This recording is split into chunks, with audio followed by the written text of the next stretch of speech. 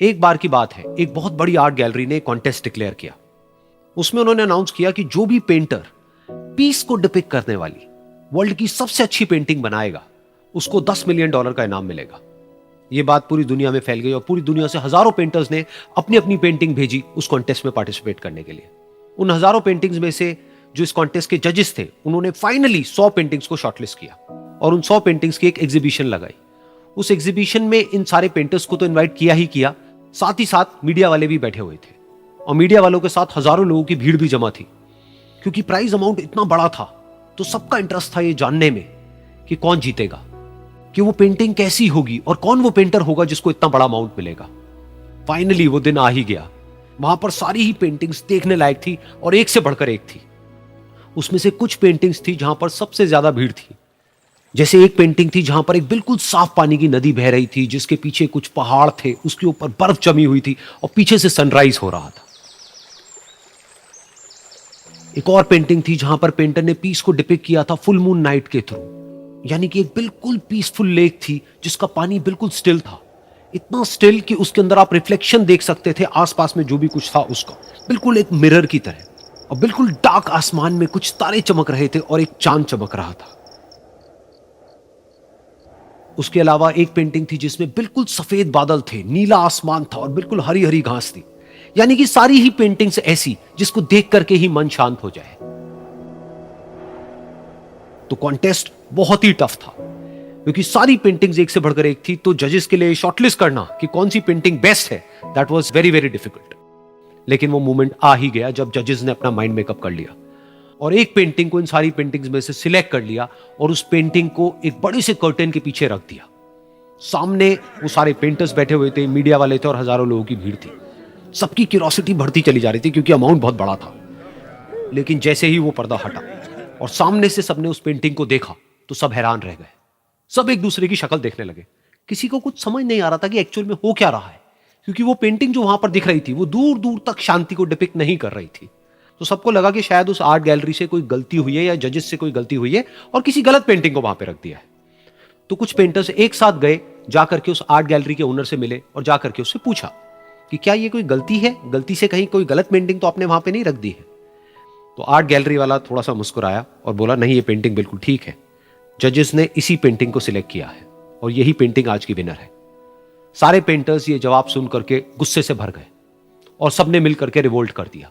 और ये देख करके सारे मीडिया वाले अपनी अपनी जगह से खड़े हुए और भागते हुए गए उस आर्ट गैलरी के ओनर के पास में और अपने अपने माइक्स उनके मुंह के आगे कर दिए।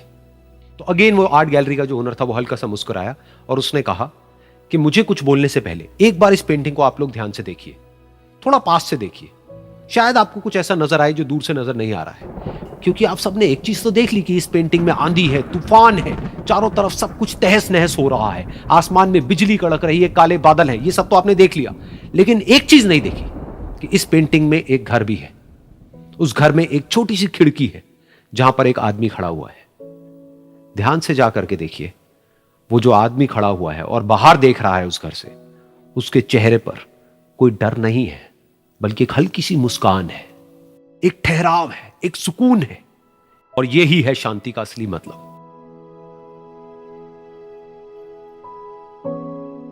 यानी कि शांति का मतलब यह नहीं है कि हमारे बाहर सब कुछ शांत है और फिर हम शांत हैं, क्योंकि वो टेम्पररी है। असली शांति का मतलब यह है कि हमारे बाहर चाहे जो कुछ भी हो रहा हो, हम अंदर से पूरी तरह से शांत हैं, हमारा मन शांत है। क्योंकि जिसका मन शांत नहीं है उसको चाहे आप कितनी भी सुंदर से सुंदर जगह पर ले जा करके बिठा दो, वो वहां पर भी जाकर के दुखी ही रहेगा। लेकिन दूसरी तरफ से जिसका मन शांत है, उसके बाहर चाहे कुछ भी हो रहा हो, चाहे मौसम कैसा भी हो, चाहे उसके आसपास में सब कुछ तहस नहस हो रहा हो, तूफान हो, लेकिन वो अंदर से बिल्कुल शांत रहेगा। और यही है शांति का असली मतलब।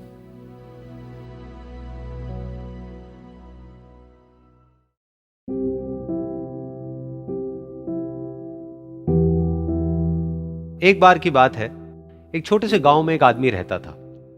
उसके घर के पास में एक पहाड़ था जहां पर वो रोज सुबह जाता, उस पहाड़ पर थोड़ी देर के लिए वो बैठता, फिर वापस आ जाता। तो रोज की तरह वो सुबह सुबह जा रहा था।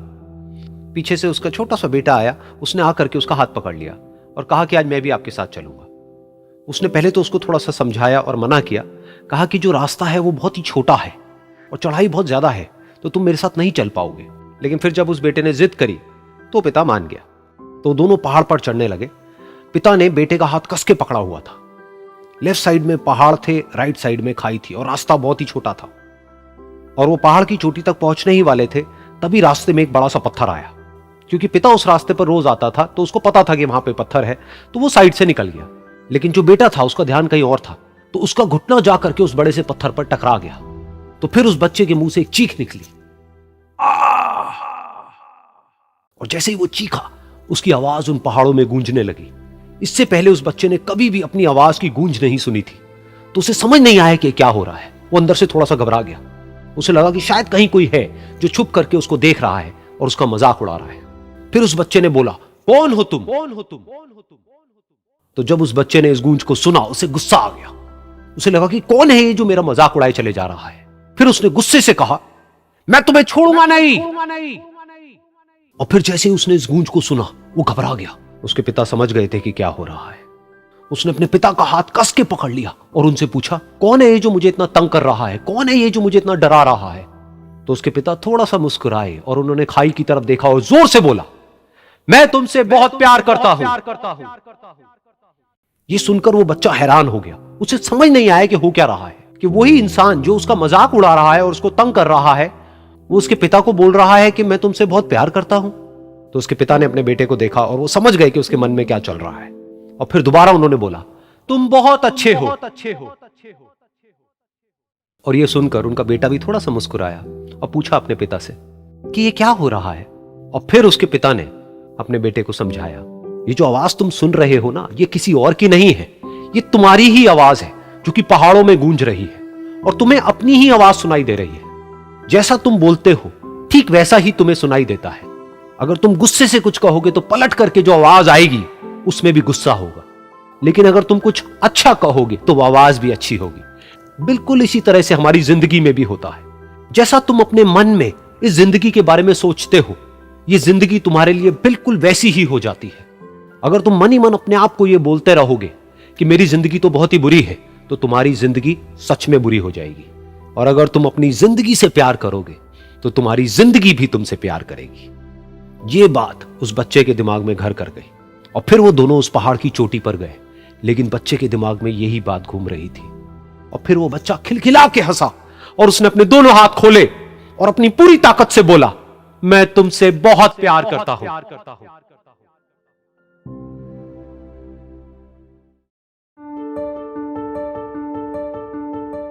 एक बार की बात है, एक बहुत बड़ा नेता एक साधु के छोटे से आश्रम में गया, क्योंकि उसने बहुत सुना था उस साधु के बारे में और उसके मन में आया कि मैं एक बार जाकर के देखता हूं कि लोग इतनी तारीफ क्यों करते हैं उसकी। तो जब वो उस आश्रम में गया तो वहां पर एक छोटा सा कमरा था जहां पर एक कालीन बिछा हुआ था। वहां पर कुछ लोग बैठे हुए थे नीचे और साधु जी सामने बैठे हुए थे। कुछ सवाल जवाब चल रहा था। तो जैसे ही वो अंदर गया, वो अकेला नहीं था, उसके साथ में 4 बॉडीगार्ड्स भी थे। और उसको ये आदत थी कि जहां पर भी वो जाता था लोग अपनी जगह से खड़े हो जाते थे, उसकी तरफ देखते थे, हाथ जोड़ते थे, अपना सर झुकाते थे। लेकिन यहां पर ऐसा कुछ भी नहीं हुआ। साधु ने उसकी तरफ देखा तक नहीं, क्योंकि वो साधु किसी के सवाल का जवाब दे रहे थे। लेकिन नेता को इस बात पे गुस्सा आ गया। नेता को लगा कि ये मेरी बेइज्जती है। तो उस नेता ने साधु की बात को बीच में ही काटते हुए थोड़ा गुस्से से कहा, मैं आपसे कुछ कहना चाहता हूं। साधु ने उसकी तरफ देखा और बोले, आप थोड़ी देर रुकिए, पहले मैं इनके सवाल का जवाब दे लूं, उसके बाद में मैं आपसे बात करूंगा। तब तक अगर आप चाहें तो आप बैठ सकते हैं। बस साधु का इतना कहने की देर थी। नेता का चेहरा गुस्से से लाल हो गया और फिर उसने अपना सारा गुस्सा उस साधु के ऊपर निकाल दिया। अभी तक वो नेता बहुत ही तमीज से बात कर रहा था, यानी कि आप कह करके बात कर रहा था। अब वो तू तड़ाक पे उतर आया। नेता ने उस साधु को कहा, तुझे पता भी है मैं कौन हूं और तू किससे बात कर रहा है? साधु ने उसकी तरफ देखा और कहा, मुझे इससे कोई फर्क नहीं पड़ता कि आप कौन हैं, लेकिन आप जो कोई भी हैं, अगर आप चाहते हैं कि मैं आपके सवाल का जवाब दूं या आपसे बात करूं तो आपको कुछ देर रुकना होगा। और साधु के ये कहते ही नेता गुस्से से पागल हो गया और वहीं सबके सामने चीखने चिल्लाने लग गया, अब मैं तुझे तेरी असली औकात दिखाऊंगा। तूने मुझसे पंगा लेकर के ठीक नहीं किया है। तुझे पता भी है मैं तेरे बारे में क्या सोचता हूं। साधु ने फिर से उसकी तरफ देखा और बड़े ही प्रेम से कहा कि मुझे इससे कोई फर्क नहीं पड़ता है कि आप मेरे बारे में क्या सोचते हैं। आप जो चाहे वो मेरे बारे में सोच सकते हैं। फिर उस नेता ने बोला कि तू चाहे सुनना चाहता है या नहीं, लेकिन मैं तुझे बताऊंगा यही सबके सामने कि मैं तेरे बारे में क्या सोचता हूं। तू एक बहुत ही घटिया इंसान है। तू कोई साधु नहीं है, तू एक ढोंगी है, पाखंडी है, और यहां पर जितने भी लोग बैठे हैं उन सबको बेवकूफ बना रहा है। तेरा बस एक ही मकसद है कि इन लोगों की जेब में जितना भी पैसा है वो सब तेरे पास में आ जाए। तू अपने फायदे के लिए इन लोगों का इस्तेमाल कर रहा है, और अब मैं तुझे नहीं छोड़ने वाला। तेरा पर्दाफाश करके रहूंगा पूरी दुनिया के सामने। लेकिन उसके इतना बोलने के बाद भी उस साधु के चेहरे पर हल्की सी मुस्कान बनी ही रही। ये देखकर वो और तिल मिला गया और उसने कहा, अब बहुत हुआ, अब मैं यहां एक मिनट भी नहीं रुकने वाला। लेकिन अभी भी तेरे पास में मौका है, अगर मुझसे माफी मांगनी है या मुझसे कुछ कहना है तो कह सकता है। इतना सब होने के बाद भी साधु बिल्कुल शांत था और उनके चेहरे पर एक मुस्कान थी। उन्होंने अपनी आंखें बंद कर ली। फिर साधु ने अपनी आंखें खोली, हाथ जोड़े और कहा कि मुझे आपसे कोई गिला शिकवा नहीं है। मेरे मन में आपके लिए कोई भी गलत ख्याल नहीं है। जो भी आपने मेरे बारे में कहा वो आपकी अपनी सोच थी, तो मुझे आप में कोई भी बुराई नजर नहीं आती है। मुझे आप एक बहुत ही भले इंसान लगते हैं। और साधु के इतना कहते ही नेताजी का दिमाग 7वें आसमान पर पहुंच गया। उनके चेहरे पर एक अजीब सी खुशी थी, क्योंकि उस साधु ने वो ही कहा जो बाकी सब लोग उस नेता को कहते हैं। और वो खुशी खुशी उस आश्रम से अपने घर की तरफ चला गया और जा करके अपने पिताजी के साथ में बैठ गया। उसके पिताजी की आंखें बंद थी और वो ध्यान में थे। पूरी जिंदगी उन्होंने सिर्फ लोगों की सेवा करी और बदले में कुछ भी एक्सपेक्ट नहीं किया। तो थोड़ी देर बाद जब उन्होंने अपनी आंखें खोली और देखा अपने बेटे को अपने साथ बैठे हुए, तो उनके बेटे के चेहरे पर आज एक अजीब सी खुशी थी जो आज से पहले उन्होंने कभी नहीं देखी थी। फिर उसने एक एक करके सब कुछ बताया कि आज क्या हुआ, किस तरह से वो आश्रम गया, वहां पर क्या हुआ, उसने क्या कहा, उन्होंने क्या कहा। तो जब इसके पिताजी ने पूरी बात सुनी तो थोड़ा सा मुस्कुराए और अपने बेटे को देख करके बोले कि उन्होंने तुम्हारी तारीफ नहीं करी है, क्योंकि उन्होंने वो नहीं कहा कि जो तुम हो, उन्होंने वो कहा कि जो वो खुद है। और तुमने जो भी कुछ उनको कहा वो नहीं कहा कि जो वो है, बल्कि तुमने वो कहा जो तुम खुद हो। यही बात वेदों में भी कही गई है, यथा दृष्टि तथा सृष्टि। ये दुनिया तुम्हें वैसी नहीं दिखती है जैसी कि ये दुनिया है। ये दुनिया तुम्हें वैसी दिखती है जैसे तुम खुद हो। जिसकी नजर जैसी है उसके लिए ये दुनिया वैसी ही है। तो अगर तुम अपनी दुनिया को बदलना चाहते हो तो उसका सिर्फ एक तरीका है, अपनी नजर को बदलो।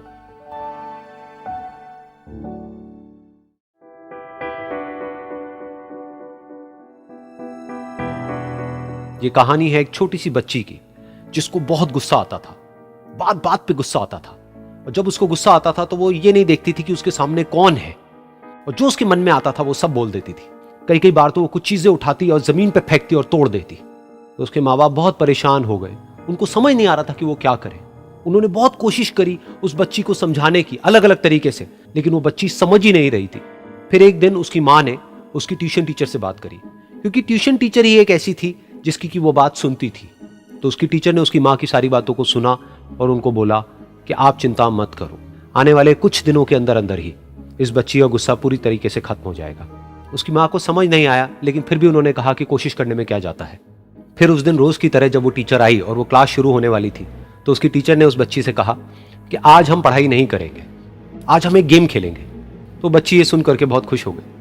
फिर टीचर उस बच्ची के साथ में उस घर के पीछे एक दीवार के पास में जाकर के खड़ी हो गई, और उस टीचर ने उस बच्ची को कहा कि गेम ये है कि अब जब भी तुम्हें गुस्सा आए, तुम्हें कील लेनी है और यहां पर आकर के इस दीवार में गाड़ देनी है, थोड़ी सी, जितनी हो सके।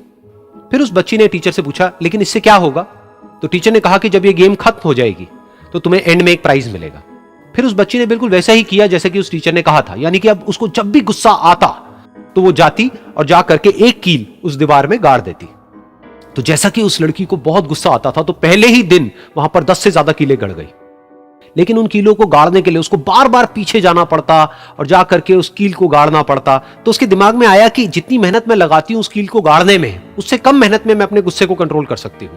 अगले दिन 8 कीलें गड़ी, उसके अगले दिन 6, फिर 4, फिर 3, फिर 2, फिर 1। फिर एक ऐसा भी दिन आया जब एक भी बार उसको गुस्सा नहीं आया और एक भी कील उस दीवार में नहीं गड़ी, और वो बच्ची बहुत खुश हो गई। खुशी खुशी वो अपनी टीचर के पास में गई और जाकर के उनको बताया कि देखो मैम, आज मैंने एक भी कील उस दीवार में नहीं गाड़ी है, क्योंकि मेरे को एक बार भी गुस्सा नहीं आया है। तो मैम ने उसको थोड़ी सी शाबाशी दी और मैम उसके साथ में उस दीवार के सामने जाकर के खड़ी हो गई। अब मैम ने उस बच्ची को कहा कि गेम अभी खत्म नहीं हुई है, अब तुम्हें क्या करना है कि जिस भी दिन तुमको बिल्कुल भी गुस्सा नहीं आता है, उस दिन के एंड में तुम एक कील को इस दीवार से निकाल दोगी। तो बच्ची ने वैसा ही किया, लेकिन क्योंकि कीलें बहुत ज्यादा थी तो 1 महीने से भी ज्यादा टाइम लग गया उन सारी कीलों को बाहर निकलने में। लेकिन एक दिन ऐसा भी आया जब सारी कीलें उस दीवार से बाहर निकल गई। फिर वो बच्ची बहुत ही खुश होकर के अपनी टीचर के पास में गई और जाकर के बोला कि अब उस दीवार में एक भी कील नहीं है। तो उसकी टीचर उस बच्ची के साथ में उस दीवार के सामने जाकर के खड़ी हुई। उसने देखा कि एक भी कील नहीं है दीवार में। फिर उसको उसकी एक फेवरेट चॉकलेट गिफ्ट करी और बोला कि तुम इस प्राइज को जीत गई हो। बच्ची बहुत ही खुश हो गई। फिर टीचर ने उस बच्ची से पूछा कि क्या तुमको इस दीवार में कुछ नजर आ रहा है? तो बच्ची ने कहा, नहीं मैम, इसमें तो कुछ भी नहीं है, सारी कीलें निकल चुकी हैं। तो उस टीचर ने कहा, एक बार ध्यान से देखो, शायद कुछ नजर आए। तो उस बच्ची ने दोबारा देखा और कहा, वो जो कीलें मैंने गाड़ी थी उसके कुछ निशान मुझे नजर आ रहे हैं दीवार में। जब बच्ची ने ये देख लिया, फिर उसकी मैम ने उस बच्ची को कहा, जैसे तुमने इस दीवार में कील गाड़ी और अब तुम उस कील को तो निकाल सकती हो लेकिन उसके निशान को नहीं मिटा सकती, ठीक इसी तरह से होता है जब तुम गुस्सा करती हो। जब तुम गुस्सा करती हो अपने माँ बाप पे या किसी पे भी, तो उनके दिल पर चोट लगती है, उनको दर्द होता है और वहां पर एक निशान रह जाता है। उस निशान को तुम चाह करके भी हटा नहीं सकती, फिर चाहे तुम उनसे जितना मर्जी माफी मांग लो। ये सुनकर बच्ची को अपनी गलती का एहसास हुआ और वो रोने लगी और वो भागती हुई गई और अपनी माँ के पास में जाकर के उनसे गले लग गई और अपनी माँ को बोली कि मम्मा, मैं आज के बाद कभी गुस्सा नहीं करूंगी, मुझे समझ आ गया है मैंने क्या गलती करी। और उस दिन के बाद उस बच्ची ने कभी गुस्सा नहीं किया।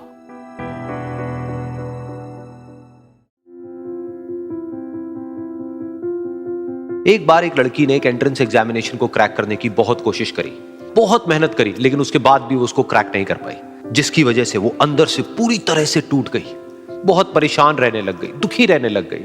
उसके पिता से अपनी बेटी की यह हालत देखी नहीं गई। फिर उन्होंने एक दिन अपनी बेटी को बुलाया और उन्होंने अपनी बेटी को कहा कि तुम मेरे साथ एक बार किचन में चलो, मुझे तुम्हें कुछ दिखाना है। किचन में पहले से ही उन्होंने गैस स्टोव के ऊपर 3 बोल रखे हुए थे। फिर उन्होंने उन तीनों बोल्स के अंदर पानी भरा, एक के अंदर कुछ आलू डाले, एक के अंदर कुछ अंडे और एक के अंदर कॉफी बीन्स, और उसको उबलने के लिए छोड़ दिया। उसके बाद में 5 मिनट हो गए, 10 मिनट हो गए, 20 मिनट हो गए और वो वहां पर खड़े रहे अपनी बेटी के साथ में और उसको देखते रहे।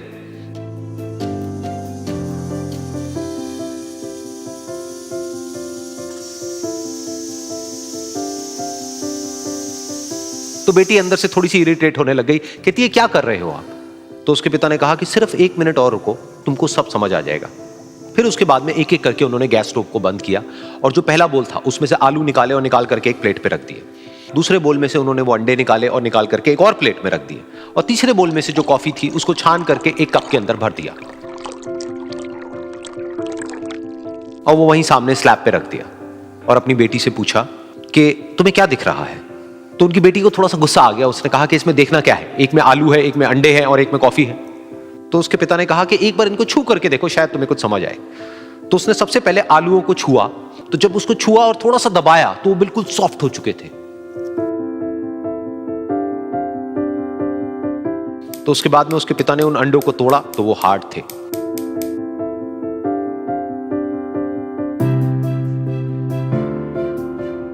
और फिर उसके पिता ने वो कॉफी वाला कप उठाया और अपनी बेटी को कहा कि एक बार इसको सूंघ करके देखो। तो जब उनकी बेटी ने उस कॉफी को सूंघा तो उसके चेहरे पर एक स्माइल आ गई। फिर उसके पिता ने अपनी बेटी को कहा कि तुमने ध्यान से देखा कि क्या हुआ यहां पर? ये तीनों ही बिल्कुल एक ही सिचुएशन में गए, लेकिन तीनों ने अलग अलग तरीके से रिस्पॉन्ड किया। तो पहला यानी कि आलू, जब हमने उसको उस पानी में डाला था उससे पहले वो बहुत ही हार्ड थे और स्ट्रांग थे, लेकिन गर्म पानी में जाने के बाद में वो अंदर से बिल्कुल सॉफ्ट हो गए, यानी कि कमजोर पड़ गए। दूसरे थे अंडे, जो गर्म पानी में जाने से पहले अंदर से बिल्कुल ही कमजोर थे, लेकिन गर्म पानी में जाने के बाद वो अंदर से स्ट्रांग हो गए। तीसरी थी कॉफी, जिसने कुछ ऐसा किया जो इन दोनों से बिल्कुल अलग था, यानी कि उसने उस गर्म पानी में जाने के बाद में खुद को नहीं बदला बल्कि उस पानी को ही बदल दिया। बिल्कुल इसी तरह से हमारी जिंदगी में भी होता है। तुम्हारे ऊपर है कि तुमको इन तीनों में से क्या बनना है। एक, आलू के जैसा, यानी कि जब तुम्हारी जिंदगी में कोई मुश्किल आए तो तुम अंदर से पूरी तरह से टूट जाओ, यानी कि कमजोर पड़ जाओ। दूसरा, अंडे के जैसा, यानी कि जैसे ही तुम्हारी जिंदगी में कुछ मुश्किलें आए, वो मुश्किलें तुमको अंदर से तोड़े नहीं बल्कि तुम अंदर से और स्ट्रांग हो जाओ। या फिर तीसरा, यानी कि कॉफी के जैसा, मतलब कि जब तुम्हारी जिंदगी में कुछ मुश्किलें आए तो तुम ना सिर्फ उन मुश्किलों का डट करके सामना करो बल्कि अपनी जिंदगी को ही बदल दो।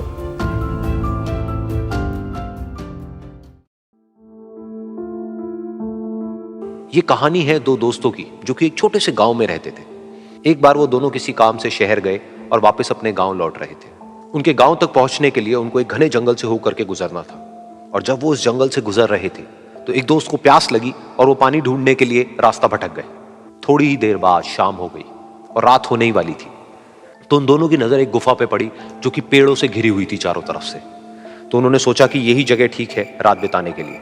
तो दोनों ने कुछ लकड़ियां इकट्ठी करी, उस गुफा के अंदर गए और आग जला करके वहां पे बैठ गए। रात का वक्त था, गुफा के अंदर आग जल रही थी, बाहर बिल्कुल अंधेरा था और कुछ जानवरों की आवाजें आ रही थी। तो उन दोनों में से जो एक दोस्त था वो अंदर ही अंदर डरने लगा, क्योंकि उसने भूत प्रेतों की बहुत कहानियां सुनी थी कि रात के वक्त जंगल में कुछ भयानक आत्माएं भटकती हैं और अगर उनको कोई ऐसा भटका हुआ आदमी मिल जाए तो उसको नहीं छोड़ती।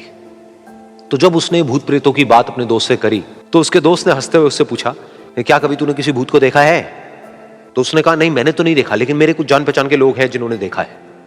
तो उसके दोस्त ने उसको समझाने की बहुत कोशिश करी कि यार ऐसी सुनी सुनाई बातों पर विश्वास नहीं करते हैं, अब तू सो जा और मुझे भी सोने दे, मुझे नींद आ रही है। और इतना कह करके उसका दोस्त वहीं पर लेट गया और थोड़ी देर में सो गया। लेकिन वो जो अंदर से डरा हुआ था वो लेट तो गया, लेकिन उसको नींद नहीं आ रही थी। उसको लग रहा था कि शायद यहां पर कहीं कोई है जो छुप करके कहीं से उसको देख रहा है। उस आग की वजह से कुछ परछाइयां बन रही थी वहां पर पत्थरों पर, तो उन परछाइयों को देख करके भी वो डर रहा था। फिर कुछ घंटे तक ऐसे ही चलता रहा। फिर उसके बाद में क्योंकि वो थका हुआ था तो उसको नींद आ गई। लेकिन नींद आने के कुछ देर बाद ही उसको एक सपना आया। सपने में उसको एक बहुत ही भयानक परछाई उसकी तरफ बढ़ती हुई नजर आई। अब जैसे जैसे वो अंदर से डरता चला जा रहा था, वो परछाई उसके और पास आती चली जा रही थी और बड़ी होती चली जा रही थी। और उस परछाई में एक हाथ उसको नजर आया जिसके बड़े बड़े नाखून थे, और वो हाथ उसकी तरफ बढ़ता चला गया और उसके गले तक पहुंचने ही वाला था कि तभी वो डर करके एकदम से उठा। फिर उसने अपने दोस्त की तरफ देखा जो कि सो रहा था, उसको पकड़ करके जोर से उठाया। फिर उसने अपने दोस्त को बताया कि उसके साथ में क्या हुआ।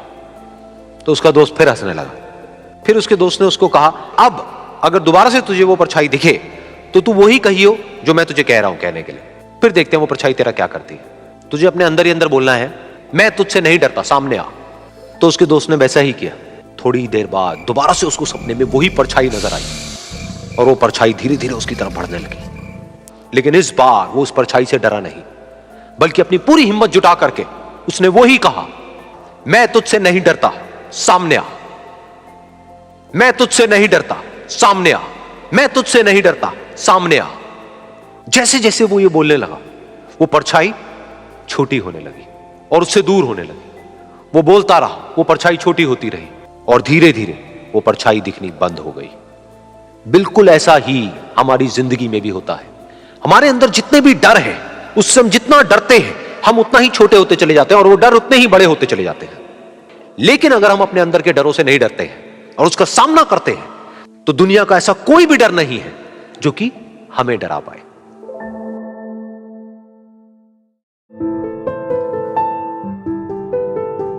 एक बार की बात है, कुछ साइंटिस्ट ने मिलकर के एक बहुत ही इंटरेस्टिंग एक्सपेरिमेंट किया। उन्होंने क्या किया कि एक बहुत बड़ा सा पिंजरा लिया, उसके अंदर 5 बंदरों को रख दिया और वहां पर एक सीढ़ी लगा दी। उस सीढ़ी के टॉप पर कुछ केले रख दी। फिर उन साइंटिस्ट ने क्या किया कि जैसे ही कोई भी बंदर उस सीढ़ी पर चढ़ता केलों तक पहुंचने के लिए, तो ऊपर से ठंडे पानी की बारिश करने लग जाते।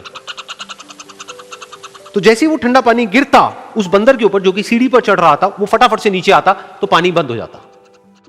फिर दोबारा से कोई और बंदर उस सीढ़ी पर चढ़ता उन केलों तक पहुंचने के लिए, दोबारा से यही होता। दोबारा से ऊपर से ठंडे पानी की बारिश होती, वो बंदर जैसे ही नीचे आता दोबारा से बारिश बंद हो जाती। तो बंदरों ने इसका मतलब यह निकाला कि जैसे ही कोई भी सीढ़ी पर चढ़ता है तो ऊपर से ठंडा पानी गिरता है।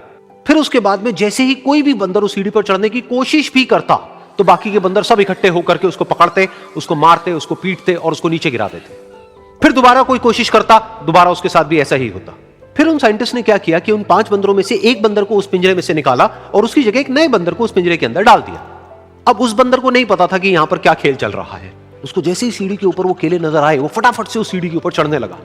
अब की बार साइंटिस्ट ने कोई बारिश नहीं करी, लेकिन फिर भी जो बाकी के बंदर थे उन्होंने इसको पकड़ा, सीढ़ी से नीचे उतारा और मारने पीटने लग गए। इस बंदर को समझ नहीं आया कि मेरे को क्यों मारा जा रहा है, तो उसने दोबारा कोशिश करी। जैसे ही उसने दोबारा कोशिश करी, दोबारा से उन 4 बंदरों ने वही किया। तो अब इस नए बंदर के दिमाग में क्या बैठ गया कि सीढ़ी पर चढ़ना मना है, अगर सीढ़ी पर चढ़ते हैं तो मार पड़ती है। उस सीढ़ी पर चढ़ना क्यों मना है और क्यों मार पड़ती है वो उसको नहीं पता था, बट उसके दिमाग में ये बैठ गया कि इस सीढ़ी पर नहीं चढ़ना है, ना किसी को चढ़ने देना है। फिर दोबारा से उन साइंटिस्ट ने क्या किया कि जो पुराने 4 बंदर थे उसमें से एक बंदर को निकाला और एक नए बंदर को उसी जगह पर डाल दिया। अब इस नए बंदर ने भी वही किया जो इससे पहले वाले ने किया था, यानी कि वो भागता हुआ गया, उस सीढ़ी के ऊपर चढ़ने की कोशिश करी, उन केलों तक पहुंचने की कोशिश करी, बाकी 4 इकट्ठे हो गए और उन्होंने उसको मारा पीटा, सीढ़ी से नीचे गिरा दिया। उसको कुछ समझ नहीं आया, उसने दोबारा कोशिश करी, दोबारा उसके साथ यही हुआ। और अब इस बंदर के दिमाग में भी यही बैठ गया कि सीढ़ी पर चढ़ना मना है और सीढ़ी पर चढ़ने से मार पड़ती है। फिर साइंटिस्ट ने एक एक करके जो पुराने 3 बंदर बचे हुए थे उसमें से भी एक एक करके उन बंदरों को निकाला और उनकी जगह पर 3 नए बंदर आ गए।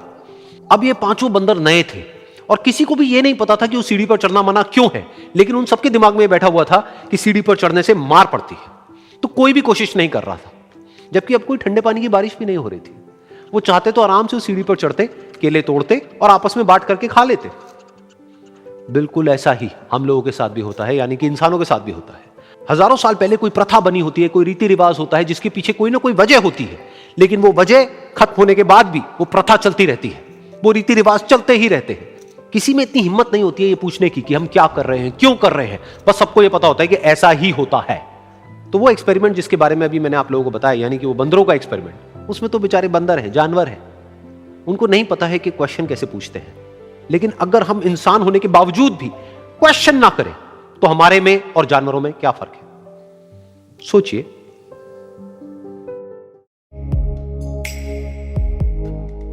एक छोटा सा गांव था, वहां पर एक आदमी पहाड़ पर पत्थर तोड़ने का काम करता था। उसको अपनी जिंदगी से कोई गिला शिकवा नहीं था। पूरा दिन वो काम करता, मेहनत करता, दिन के एंड में जो थोड़ा बहुत पैसा मिलता वो जा करके अपने परिवार के साथ में थोड़ा सा टाइम स्पेंड करता और चैन से सो जाता। तो एक दिन रोज की तरह वो अपना काम खत्म करके अपने घर की तरफ जा रहा था, तो रास्ते में चलते चलते उसके मन में ख्याल आया कि ये भी कोई जिंदगी है कि सुबह से शाम तक मैं पत्थर तोड़ने का काम करता हूं और एंड में मेरे को थोड़े से पैसे मिलते हैं, जिसमें मुश्किल से मेरा और मेरे परिवार का गुजारा हो पाता है। काश कुछ ऐसा हो जाए कि कहीं से मुझे कोई ऐसी शक्ति मिल जाए कि जो भी मैं चाहता हूं वो सच हो जाए। वो अपने घर पर गया, उसने खाना खाया, लेकिन उसका ध्यान खाने की तरफ नहीं था, उसके दिमाग में यही ख्याल चल रहा था। उसके बाद में वो यही सोचते सोचते सो गया।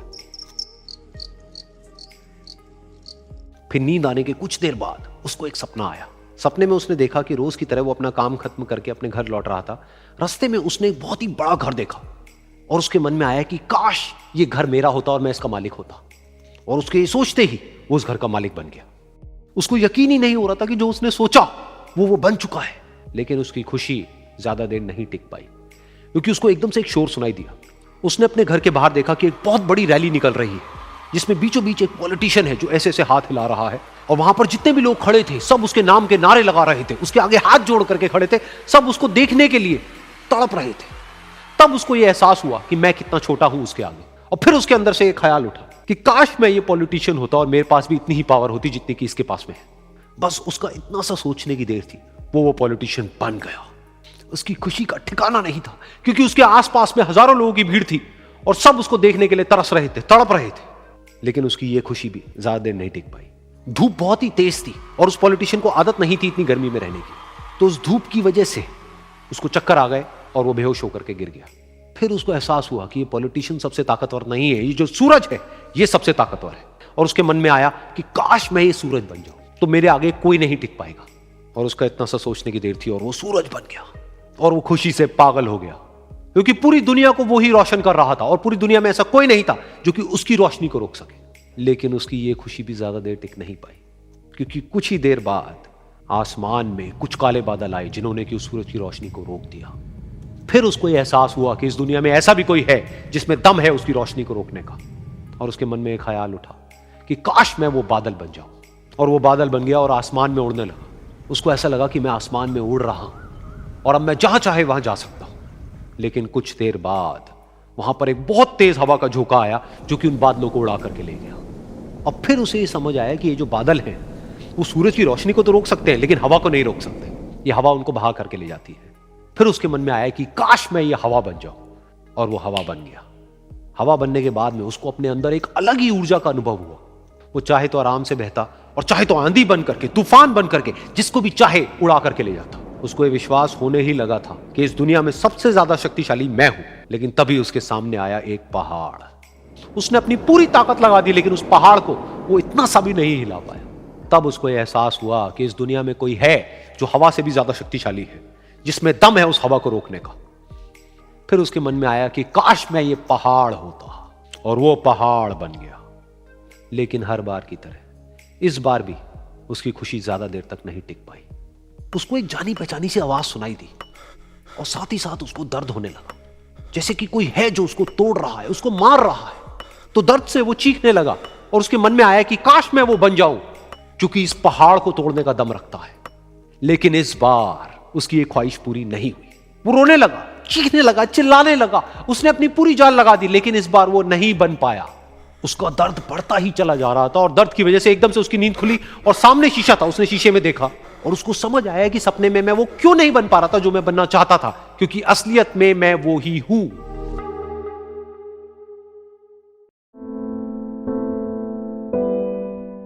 ये कहानी है दो दोस्तों की, और उनकी दोस्ती की शुरुआत हुई थी अभी कुछ दिन पहले हॉस्पिटल के कमरे से, जहां पर वो दोनों एडमिट थे।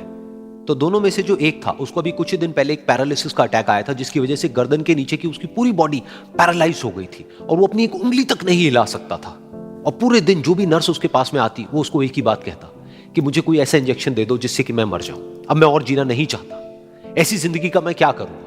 तो उसका जो दोस्त था उस कमरे में, क्योंकि वो चल फिर सकता था, तो रोज सुबह और रोज शाम को उस कमरे में एक खिड़की थी, उसके पास में जाकर के खड़ा हो जाता और अपने दोस्त को बताता कि उस खिड़की के बाहर क्या चल रहा है। बिल्कुल नीला आसमान है, सफेद बादल है, हल्की हल्की हवा चल रही है और कुछ पंछी उड़ रहे हैं। एक बहुत ही सुंदर बीच है जहां पर कुछ बच्चे मिट्टी के घरौंदे बना रहे हैं। कुछ लोग हैं जो वहां पर बैठे हुए बस समुद्र की लहरों को देख रहे हैं। कुछ लोग जॉगिंग कर रहे हैं, कोई एक्सरसाइज कर रहा है, कोई पतंग उड़ा रहा है। वहां पर एक आइसक्रीम की स्टॉल है जहां पर कुछ लोग आकर के आइसक्रीम खा रहे हैं। और सनसेट के टाइम पे जो पानी है वो पूरा गोल्डन हो जाता है और चमकने लगता है। तो शुरू में तो जब उसने वो सब बताना शुरू किया तो उसके दोस्त के ऊपर ज्यादा असर नहीं हुआ, लेकिन धीरे धीरे उसके अंदर जीने की चाह जागने लगी। अब वो सुबह का इंतजार करने लगा कि जल्दी से सुबह हो और मेरा दोस्त मुझे बताए कि आज यहां पर क्या हो रहा है। कुछ दिन तक ऐसे ही चलता रहा। फिर एक दिन जब वो सुबह उठा तो उसने देखा कि सामने वाला बेड खाली है। फिर उसने नर्स को बुलाया और उससे पूछा कि क्या वो डिस्चार्ज हो गया है। तो नर्स ने कहा कि आपको तो उन्होंने बताया होगा, उनके पास कुछ ही दिन बाकी थे और कल रात को ही उनकी डेथ हो गई है। ये सुन करके उसके अंदर की उम्मीद पूरी तरह से टूट गई, क्योंकि सिर्फ उसका दोस्त ही था जिसने उसको बाहर की दुनिया से जोड़ा हुआ था, जिसकी वजह से वो जान पाता था कि बाहर क्या हो रहा है और ये दुनिया कितनी खूबसूरत है। तो कुछ दिन तक तो वो रोता रहा और उसने जीने की चाह छोड़ दी। लेकिन दूसरी ही तरफ से उसके अंदर कहीं ना कहीं एक नई चाह पैदा हुई कि काश मरने से पहले एक बार मैं खुद अपनी आंखों से देखूं इस खिड़की के बाहर कि दुनिया कैसी है। जैसे जैसे उसकी ये चाह बढ़ने लगी, उसको अपने अंदर एक अजीब सी एनर्जी महसूस होने लगी। और फिर एक दिन उसने अपनी पूरी ताकत लगा दी और किसी तरीके से वो बेड से नीचे गिरा और पकड़ पकड़ करके किसी तरह से उस खिड़की तक पहुंचा। फिर उस खिड़की को पकड़ करके वो खड़ा हुआ और खिड़की के बाहर देख लिया। लेकिन खिड़की के बाहर देखते ही वो गुस्से से भर गया। उसने जोर से नर्स को आवाज लगाई और जैसे ही नर्स आई उसने नर्स से पूछा, ये तुमने क्या किया, ये खिड़की के बाहर काली दीवार क्यों खड़ी कर दी। तो नर्स को समझ नहीं आया वो क्या बोल रहा है और वो बोली कि मुझे 5 साल हो गए हैं यहां पर, जब से मैं आई हूं तब से तो ये काली दीवार यहां पर है। तब जाकर के उसको समझ आया कि उसका वो दोस्त उससे झूठ बोल रहा था। और उसने नर्स से पूछा, अगर ये काली दीवार पिछले 5 साल से यहां पर है तो मेरे दोस्त ने मुझसे झूठ क्यों कहा। तो नर्स थोड़ा सा मुस्कुराई और बोली कि मैं ये तो नहीं जानती कि उन्होंने आपसे झूठ क्यों कहा, लेकिन मैं इतना जरूर जानती हूं कि जो भी कुछ उन्होंने आपसे कहा उसी वजह से आप अभी अपने पैरों पर खड़े हैं। तो इस कहानी से हमको यह सीखने को मिलता है कि जो हमारे शब्द हैं, जो हमारे वर्ड्स हैं, जो हम अपने मुंह से बाहर निकालते हैं, उसमें इतनी पावर है जिसकी कोई हद नहीं है। वो किसी आदमी को गिरा भी सकते हैं और उसको उठा भी सकते हैं। तो अब आपके ऊपर है कि आप अपनी इस पावर को यूज करते हो या मिस यूज करते हो।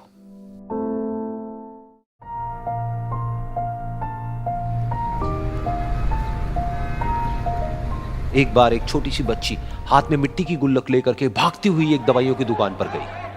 वो काफी देर तक वहां पर खड़ी रही, लेकिन दुकानदार का ध्यान उसकी तरफ नहीं गया क्योंकि और भी बहुत सारे लोग खड़े हुए थे। उसने दुकानदार को कई बार बुलाया, लेकिन वहां पर भीड़ इतनी थी कि दुकानदार का ध्यान उसकी तरफ गया ही नहीं। और फिर उस बच्ची को थोड़ा सा गुस्सा आया तो उसने अपनी मिट्टी की गुल्लक लेकर के वहीं काउंटर पर जोर से रख दी, जिसके बाद में जो दुकानदार था और जितने भी लोग खड़े थे वो सब उस बच्ची की तरफ देखने लग गए। और फिर उस दुकानदार ने उस बच्ची से पूछा, बेटे आपको क्या चाहिए। तो वो बड़े ही भोलेपन से बोली कि मुझे एक चमत्कार चाहिए। ये सुनकर के दुकानदार को कुछ समझ नहीं आया, ना ही वहां पर जो लोग थे उनको कुछ समझ में आया और सब उसकी तरफ देखने लग गए। फिर दुकानदार ने बोला, बेटे चमत्कार तो यहाँ पर नहीं मिलता है। तो बच्ची को लगा कि वो उससे झूठ बोल रहा है। तो बच्ची ने कहा कि मेरी गुल्लक में बहुत पैसे हैं, आप बताओ आपको कितने पैसे चाहिए, लेकिन मैं आज यहां से चमत्कार लेकर के ही जाऊंगी। तो वहीं काउंटर पे एक और आदमी खड़ा था, उसने उस बच्ची से पूछा कि बेटे क्यों चाहिए तुमको चमत्कार। तब उस बच्ची ने अपनी कहानी बताई कि अभी कुछ दिन पहले मेरे भाई के सर में बहुत तेज दर्द हुआ तो मेरे पापा मम्मी उसको हॉस्पिटल ले गए। उसके बाद कई दिन तक मेरा भाई घर नहीं आया। तो मैंने कई बार अपने पापा से पूछा, लेकिन उन्होंने मुझे कुछ नहीं बताया। उन्होंने बार बार यही कहा कि वो आ जाएगा, वो कल आ जाएगा, वो कल आ जाएगा, लेकिन वो आ ही नहीं रहा था। तो मैंने देखा कि मम्मी रो रही है। अब पापा मम्मी को कह रहे थे कि उसकी दवाइयों के लिए और उसके इलाज के लिए जितने पैसे चाहिए उतने मेरे पास में नहीं है। अब उसको कोई चमत्कार ही बचा सकता है। तब मुझे लगा कि अगर मेरे पापा के पास में इतने पैसे नहीं भी हैं तो क्या हुआ, मेरे पास में तो है। तो मैंने जितने भी पैसे जोड़ रखे हैं वो सारे लेकर के मैं इस दवाई की दुकान पर आई। फिर उस आदमी ने उस बच्ची से पूछा, कितने पैसे हैं तुम्हारे पास में? ये सुनते ही उस बच्ची ने अपनी गुल्लक उठाई, जमीन पर फेंकी और तोड़ दी और पैसे गिनने लग गई। बाकी सब लोग खड़े होकर के उसको देख रहे थे। थोड़ी देर बाद उसने सारे पैसे अपने हाथ में इकट्ठे किए और बोली, मेरे पास में पूरे 19 रुपए हैं।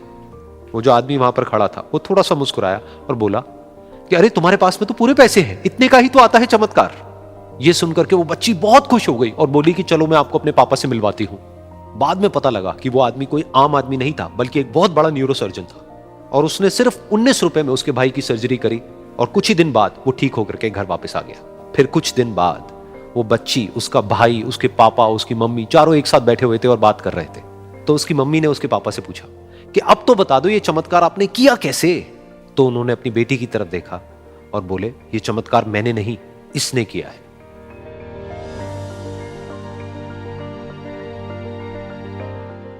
तो यहां पर एक बहुत बड़ी बात है जो हम उस छोटी सी बच्ची से सीख सकते हैं कि जिंदगी में कभी कभी ऐसा होता है कि हमको कोई रास्ता नजर नहीं आ रहा होता है और हम लोग हिम्मत हार जाते हैं।